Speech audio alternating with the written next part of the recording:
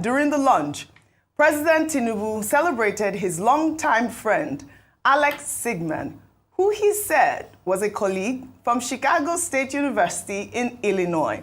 To all of you, Alex was my very good neighbor and went to the same school with me in Chicago.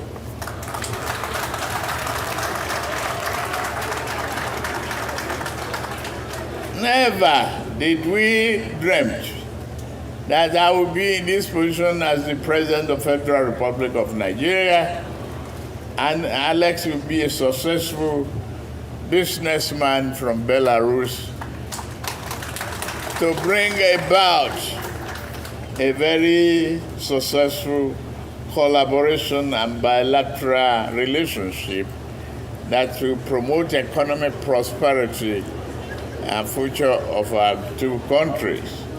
Alex, thank you very much for everything.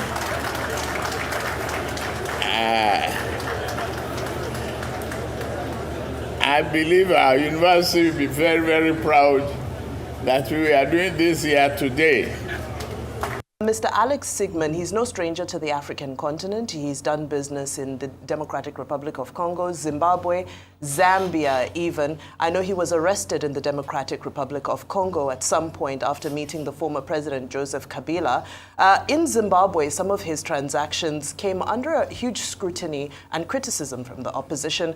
He also was an advocate who brought in, or rather a vehicle who was appointed as an honorary consul of Zimbabwe to Belarus, and he oversaw, tractors, combined harvesters, even fire trucks being brought into Zimbabwe. But there were questions because people said, where are the tractors? Who used the tractors after they were imported? That was number one. Number two, there were no contracts. There was no formal tender process. So there was transparency around how these deals were conducted. And to date, people are still asking these multi-million-dollar deals that involve these contracts and or these agricultural implements, but we never got to understand or to see the transparency in the relationship between Mr. Alex Zingman and the government of Zimbabwe.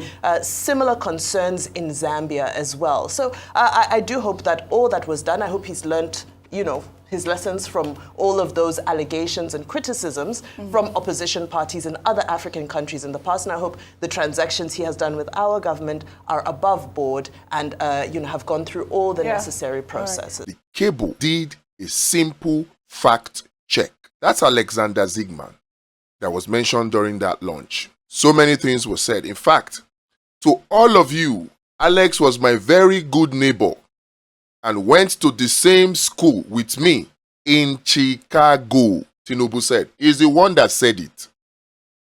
It was Tinubu himself that said it. And then he went on to say, I believe our university will be very proud that we are doing this here today. Now, people started asking questions. Who is this Alex Zingman? He's a businessman from Belarus. So many things. He's linked to Aftrade, DMCC, a Dubai-based company that specializes in agricultural and mining equipment. Now his company posted this on X, hailing their Oga, saying they are proud about being connected to Tinubu's agricultural mechanization program. But let's see some things about Alex Zingman. In March of 2021, he was arrested in DRC, Congo DRC, over arms dealing. He was later released after 12 days. He denied the allegations that blah, blah, blah. There are a few credible online sources about Zingman's biography. But there was a particular one, which is the Day-Night TV, a Ukrainian publication, that gave him an interview. Speaking with Day-Night TV, Zingman reported that he was born on November 26, 1966, in Minsk, the capital of Belarus, which means that he will be 59 years old by November of 2025. In the same interview, Alex Zingman was quoted as saying he earned a bachelor's degree from the Belarusian National Polytechnic, where he studied in the Faculty of Robots and Robotic Systems between 1985 and 1989. He added that he studied business marketing at the University of Illinois, Chicago, United States from 1991 to 1995. He equally received a master's degree from the UIC. He said he once served in the Soviet Army from 1983 to 1985. Now let's compare these records that Alex Zingman gave himself to what Tinubu claimed in that launch. Tinubu's academic records show that he graduated from Chicago State University in 1979 with a bachelor's degree in business administration. Note, 1979. That was when he graduated. If you come back here, you will see that Alex Zingman went to University of Illinois in Chicago in United States from 1991 to 1995. 1991 to 1995. That was when Alex Zingman attended University of Illinois. 1985 to 1989, he was still in Belarus studying at the National Polytechnic University, Faculty of Robotics and Robotics System. So, if Tinubu got a bachelor's degree from Chicago State University, which is different from University of Illinois, this raises a series of controversy over the president's academic records. Tinubu claims that he and Siegman attended the same school. If Tinubu attended CSU, Chicago State University, and Siegman attended University of Illinois, these two schools are different, and their claim are at different times. Does it mean that Tinubu is lying? Chicago, CSU and UIC are two different schools located in the same Chicago area of Illinois, but they are not the same school. Although Tinubu did not state that he and Siegman attended the same university at the time, he said they attended. He said he was my schoolmate. He said he was my neighbor when I was in university. And that their university, CSU, will be proud. So he actually said it. But here's the funny thing. The businessman would have been about 11 years old when Tinubu was admitted into Chicago State University in 1977, and he would have been 13 years old when Tinubu graduated from CSU in 1979. Judging by the Sigman, profile of Sigman, we don't know when he went to, but of course, when Tinubu was in CSU, 1977 to 1979, Sigman was still in Belarus studying robots and robotics. So it is obvious that Tinubu is lying here. Now, should we fact check the president? Of course, we have every right to fact check. Are we making this a campaign issue? No. We were not the ones that asked Tinubu to raise that question. The question about his schoolmates is still one that is unanswered. The 1979 yearbook is still missing. We don't have that. So that question is still unanswered. For the president to make reference to it, and then some people are now asking why are Nigerians still referring to it, I think that is disingenuous and unpatriotic. The president somehow is connected to people with questionable character. Alex Zingman, for instance, questionable character in DRC, questionable character in Zimbabwe, elsewhere. The same thing with the high-tech owner, Shaguri, questionable character everywhere. They say, show me your friends and I will tell you who you are. Does it mean that the president himself has questionable character? Of course, the issue of drug links or links to drug cartel is there, verified.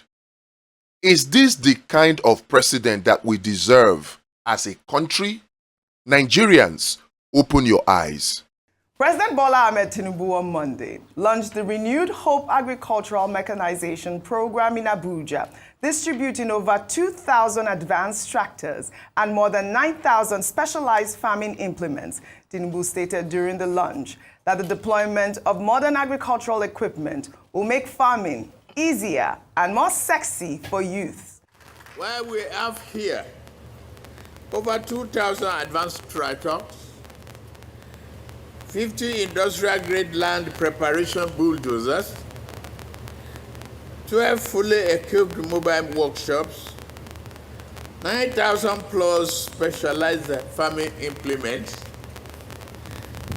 This equipment, when deployed, to empower mechanization and service providers, create job opportunities, make farmers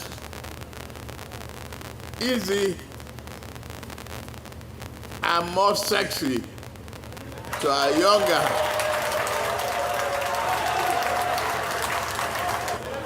You don't have to use 18th century method for a 21st century agricultural farming. The president also highlighted partnerships with countries like Belarus to provide training for young people in modern agriculture, technology, machine repairs, and fabrication. I raise concerns. Number one, and I'll read from Nigerian newspaper clippings. On the 17th of December 2024, a Vanguard news story said Rep probes non-delivery of 2,000 tractors orders despite 3 billion agreements. The agreement was estimated to cost Nigeria about $684 million and $138.6 billion as actual costs. That was in 2024. But also the interesting part is, and you know, the interesting part about this, on the 10th of June 2024, the Nigerian Agricultural Development Fund and AGCOM's International Trading Limited also signed an agreement to procure another 2,000 tractors. That company is a John Deere sales rep in Nigeria. That was to cost $70 million. So we're having two transactions.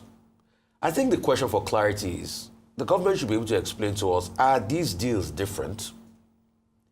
Secondly, the deal with Alex's company was to be able to build those tractors locally. And the question we're asking is, I know we used to have tyre and Bauchi. Maybe you might say that it's already moribund than the likes, but we have Bobcat in Port Harcourt that also build tractors. Why can't we also look inward as regards this? And I'll ask the following questions. Number one, has the rep probe been cleared now with this delivery? How many has come in? Let's take stock of it. How will it be distributed? What's the tractor per kilometer? I mean, as I was tractor per kilometer, what's the cost per tractor? All right? Why Belarus? Couldn't we have gotten a better deal? Why didn't we look inwards? And where is the tender bid at which Alex's company did win the bid to be able to supply this tractor? And then, is this Alex's tractor deal different from that the federal government signed $70 million contract with AGCOMS for 2,000 tractors?